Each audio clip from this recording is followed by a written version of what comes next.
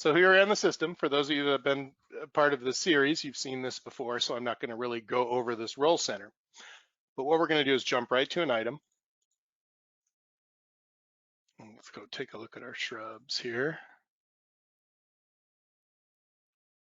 Okay, I'm just going to pick one of these, this Invincible Ruby. So just real quick, what we're looking at here. So this is my item list, right? It's an inventory item. And this is the thing that I want to kind of explain right off the bat is here. See what this says, quantity on hand. We have two types of inventory. Inventory on hand, you know, if we were doing a production job, as a matter of fact, we did this on the last webinar. If you remember the last work order we did, we were outputting to inventory, and we weren't just outputting to inventory, we were outputting to inventory by grade, meaning how many are bud only, how many are cracking color, and how many are full color, right? But we outputted that to inventory, and what that does, that really severs the relationship with the production job. I mean, it's done. Think of manufacturing. If you're making widgets or something, once they're all done, boom, they're output to inventory. And so in a lot of different manufacturing environments, the item is not available until it's outputted to inventory. But us as growers, it's different, right? We're booking against numbers that are in the future, plan numbers and things like that. So there's two different ways that we can use inventory in here. We have on-hand inventory, which is finished and not part of the job anymore. But we also have clients that want to keep the job open because maybe they're still watering, they're still doing different treatments or things and actually acquiring cost with the with the production job, because in agroware, the cost is by job. So you're going to see what the actual cost per unit is by job. So if they're still acquiring cost, they may want to keep it open. And then you can actually sell from the job and they output to inventory right before they ship. It might not be the whole job, it might just be what they're shipping. So it's kind of a long conversation, but so just remember, we can look at inventory, whether it's coming from a production job or whether it's coming from a purchase order or whether it's coming from just the on-hand inventory. Okay, this will make more sense as we go forward, but let's go ahead and go into just take a look at this item. Okay, so right off the bat, you can see here in our Invincible Ruby 2 gallon here, looking under this inventory tab here, it already tells me that I have 3,200 on hand, right? Quantity on sales order, we have 60 on a sales order. And the beauty of any of these numbers, you know, we can click on them if you want to see what it comes from. Well, there's 2 sales orders. So already we can see what the demand is. And this is 2 separate sales orders. So from this item card, we're able to see every sales order that has this item on it. So that's what you'll notice. There's information in a lot of places. It's all very easy to get to, but depending on what you're after, you know, there's kind of different flavors. Like you can go to the item card that's specific to this item and see all these things. And I'll show you areas where you can look at more than one plant at a time. Quantity on hand, remember we outputted this to inventory, right? Actually, this is one that we did on our last webinar. So I'm going to click on this on-hand inventory. And I just love this. You can see every transaction. So that's one thing to remember is with an availability system like this, it changes as things are happening on the fly, right? And so I can come in here if I'm confused by the number, I can come in and look at this. This is actually called the item ledger. Think of accounting, you know, a ledger. This has every transaction, whether it was demand or supply.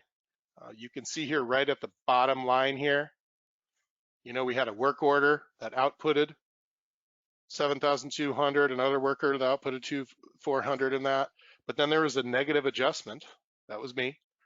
I actually just went into a physical count and really put 0 on this whole, these numbers below. But look, you can see that happened, negative adjustment. And then what we outputted last week. You can see here, and beautiful. Look, it's all by grade. I can see here full color, we have 160. We got another 160 cracking color and 2,880 of bud only, right? I'm going to show you how to update those numbers towards the end, but can't say enough about the power of these. They're called variants, A variant is this RRFC, right? This retail ready full color in that. These are my grades, so I'm able to really segment the inventory any way I want. And maybe you don't publish this to your customers, maybe you do, but either way, you know how powerful this and what a pain in the butt it is to go out every single week and be grading these items and get that information, and really to be able to some way to look at it in the system. Usually it's in a spreadsheet, we know, right? Well, this way even sales can already look into what's going on and how things are graded. All right. So that's a little bit about on hand versus, you know, a production job. Okay. One other thing I wanted to show you. So one of the beauty of this system is that we can develop it, meaning let's say there's something missing, or there's a gap or something that the industry needs. You know, the way that Microsoft writes this system is for companies like Velocio to be able to access all the code, and we can actually enhance it. We can change it. You know, the world that I come from had to be a voting list of things you wanted the system to do, and all the customers had to really agree on it because everybody had to have the same exact system, the same version, right? This is completely opposite. Every single implementation is your own. Anything that we do for you is specific to you. Everyone does not have to have the same version or anything like that. So that's something that's really positive for me about this system.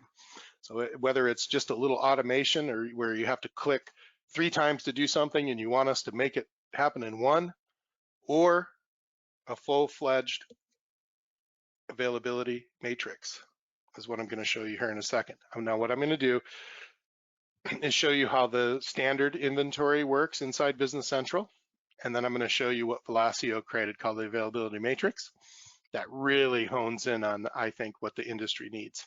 So real quick, let's just take a look at what availability looks like. This is the standard availability, so you can see it by event, by period, variant. Remember that variant when you want to see it by grade, pardon me. Anyway, let's just go ahead and look at it by period. So it's vertical, right? We're looking by week. So you can see here, if I look at this top line on 4/4, you know, it's week 14. It says the requirement is 60. Remember, we knew we have 60 sales orders for this item. And then it's going to look at your balance. Now, I don't have any expiration dates in there or anything, so the numbers are really going to carry on until we change them. But the thing that I don't like about this is that it's vertical like this.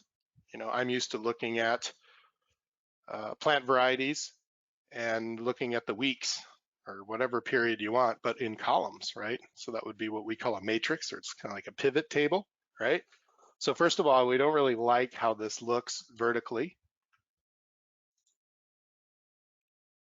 I could also run it by, whoops, there it is, location, which is nice. I can see at my blue warehouse I have some. So there's different uses for this availability, but one of the things, the shortcomings of it, for whatever reason, you can really only look at one item at a time, okay? So that might be easy if you're selling widgets, because either you have some on the shelf or you don't. You know, there's so many substitutions and so many different quirky things that happen in the horticulture industry, you know, where you can't really count on the availability numbers. One, you know, there may be a virus, there may be a disease, things are changing all the time. So there's, you know, it's harder to look at items one at a time. Okay, so we really saw that need for a different type of availability. So we created what's called availability matrix. So you can even see it's in here. So that availability matrix, that is not part of Business Central. This is a intellectual property of Velocio that pretty much every prospect adds that to their sale. So we almost goes hand in hand with every sale, but it is a little add-on thing. So let's take a look at it. So it just pulled it up for this one product, but let's take a look at this screen. I just absolutely love this. So starting at the top, we're able to say what we want to look at period by week. You can see we can do day, month, quarter, year, what have you. Number of periods, I'm saying I want to see 10 weeks. You can put 300 in there if you want. Starting date, when I want to start looking at inventory. That's if you want to go forward, see future, or just, so that's really just the starting date. Now, my system's a demo system, and I believe it's 2022 in December or something that kind of defaults to that date. So that's why I'm in this 2022. Right now, you can see it's because we came from that item card, it is filtering for this one item, okay? I could put in the item description if I'm searching just for one, or we can do categories, variants, and I'm in the blue location. That's actually my physical location, okay? All right. And then we have this one item. Look, I'm gonna go ahead and get rid of the one item. And just before I do that, when we're just looking at what item, it's a little bit clearer, but you can see across here, look at, I do have that 3,200 on hand right now, and I don't have any other jobs for this. So you can see really that 3,200 carries across the weeks. But look at week 4, week 5, and so on. Now, if I want to, let's go ahead and just change to the annuals item category. Refresh the lines, and there we go. I could even pop it up here.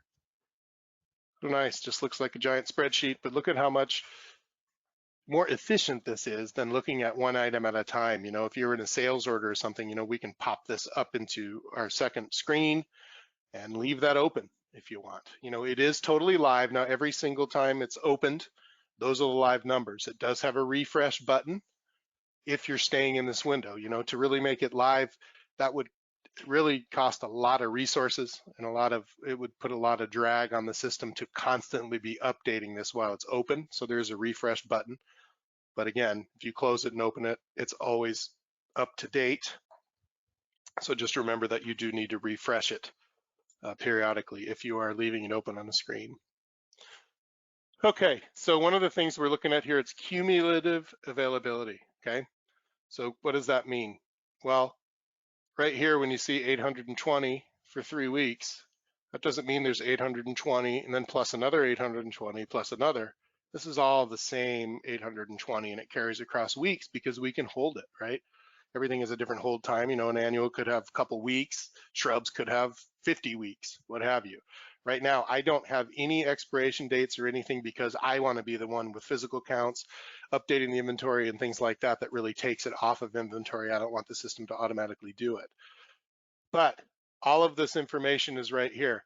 So with that cumulative availability, let's look at this second line of the Super Tuner Really Red. You can see there's 2,700 available in week 4.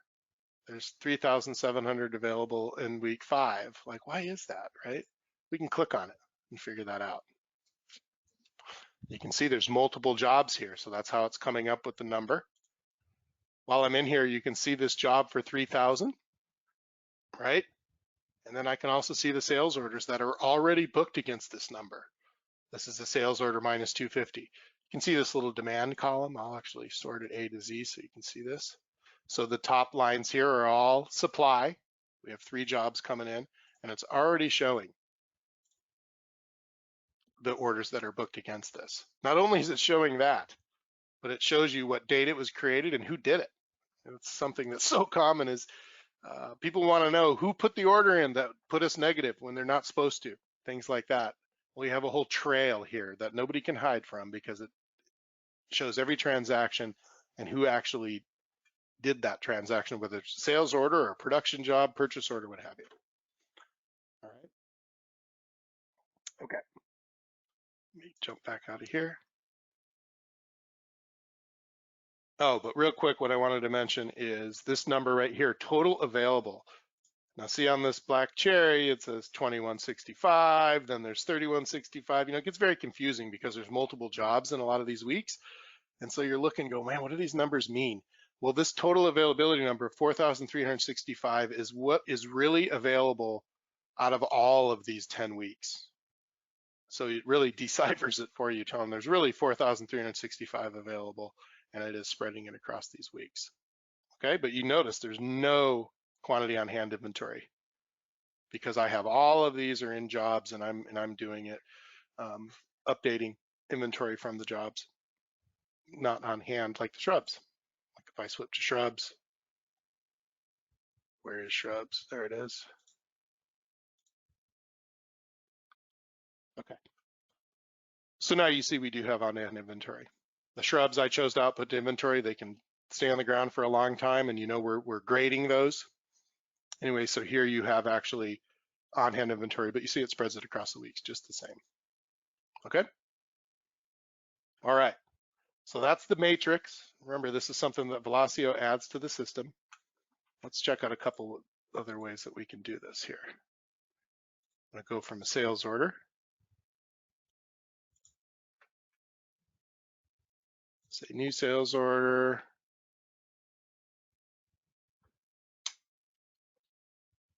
And I will say progressive greenhouse. We're going to go ahead and leave the ship date here. Like I said, I'm in 2022. Just to keep it simple, I'm doing all around this default date here. All right. So here's some gold for you. I like to call this the Poor Man's EDI. So what I have here is an order, and I'm pretending I got emailed this spreadsheet from my customer. So look, it tells the item number, tells what the description is, how many they want, what the unit of measure is, what's the ship date, when do they want it, and what location. You know, because I have multiple locations, so we can ship from one of many. This particular customer is for this blue location.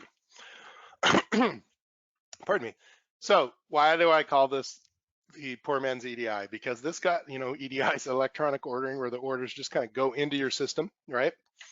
Some of you do that, many of you don't. But for those of you that don't, look at, I'm going to go ahead on this other screen here. I'm selecting all those items, and I'm going to go right into this order, and I'm going to paste it in there. Da, da, da, da. There you go. So that was pretty easy. All of these different lines all pasted in at the same time. The reason I call them Poor Man's EDI, because anybody can do this, right? This happens out of the box. You can paste into physical count screens, into ledger screens, into counting, paste in purchase orders. I can't say enough about this. There's some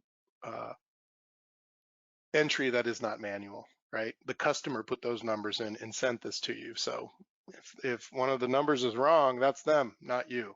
So you eliminate that step that they could of you copying from the customer fax or order or that. So I wanted to just show that real quick. But let's take a look at what we got here. So I have our cumulative availability number on my fact box right here. So we got Super Tunia Latte 4.5, right? 520 left. Let's see what we can do here. I'm going to go ahead and oversell this. Let's say I want 1,000 of these. All right. First off, we got a little warning here that the inventory, it's just a warning though. This didn't stop me. Remember I mentioned that at the beginning. I can turn on, part of what we've done with the availability matrix is there's a setting to stop you from going negative, which I don't have on right now, but that is something that we added that oddly enough, the system doesn't have a setting that can actually stop you from going below 0. Okay, so right away, we can see we have -80. Look, I can click on that little number right there and easily see what's going on here. And for other users that click on that 180, we can see this job of 1,000 that took us negative right there. So all of this stuff happens just automatically in the background. So you can see that just a sales order affects that, right? What if we need to get some more availability now that we've oversold that?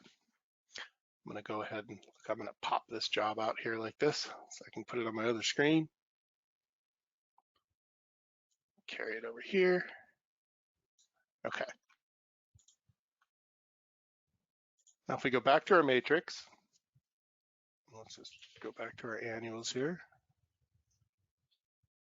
L, A, I can do the alphabet. All right. Okay. See, I did it on this top one, so it's easy for us to find. But you can see these negative weeks right here. We're not going to have supply until week 7. What if I want to do a purchase order? Maybe I want to buy some in. Let's do it.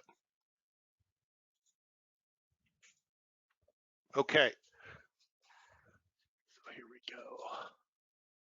Go to purchase orders. Oh, screens are going crazy here. Okay. We'll go to a purchase order. Conveniently, I already created one without a number. Okay, so now I'm in. I'm going to buy this from Pleasant View Gardens, one of the approved winter partners here. I don't have a quantity in there yet, but look at right here, even in the purchase order, I have that cumulative availability here. So I know there's negative 180.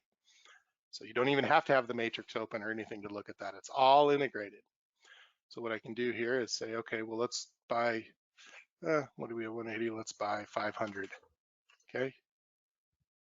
Now you can see that our number is 320. It's already telling you that with this purchase order, now the inventory is going to show 320, right? It doesn't, the system doesn't care what the supply is, whether it's a purchase order, whether you're growing it, what have you, right? So we'll go ahead, there's that purchase order is in there.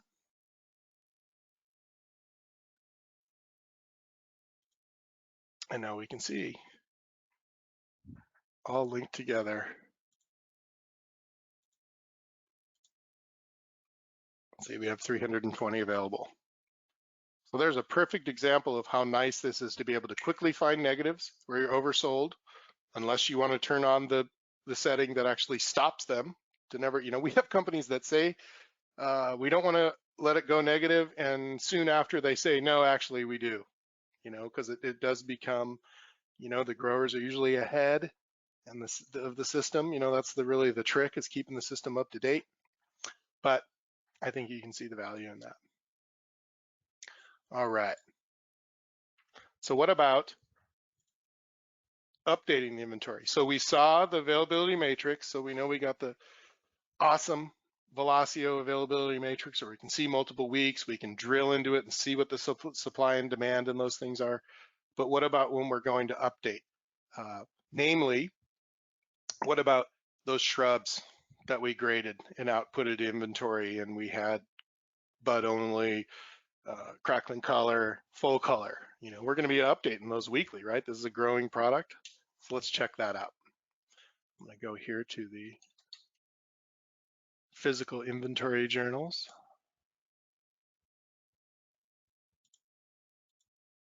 And so what this is going to do, I'm just going to do it for shrubs for this category.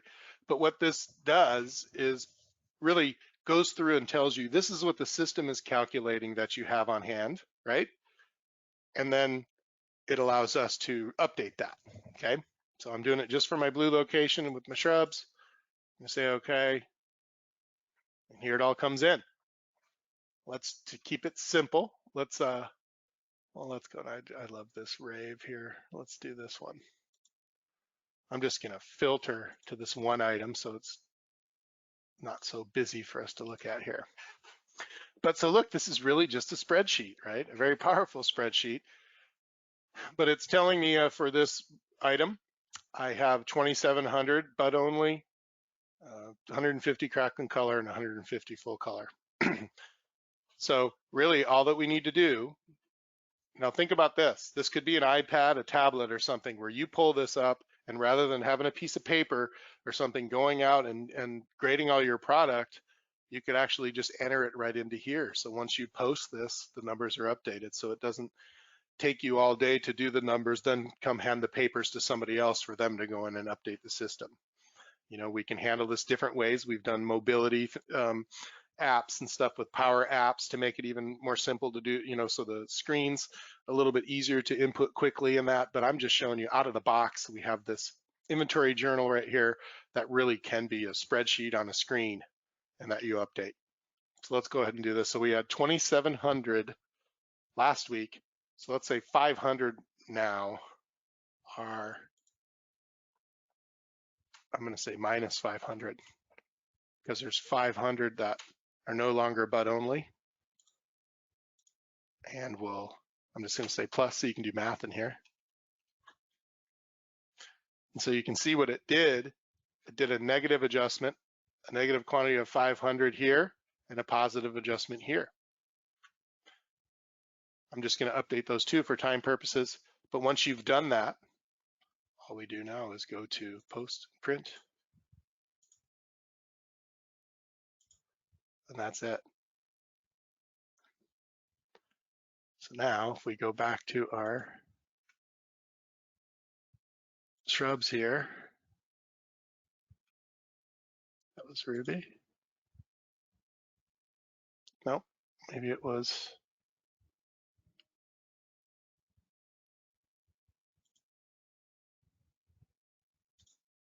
Oh, God, I forgot which one I was doing. Let's just look at Limelight. That's got something in here.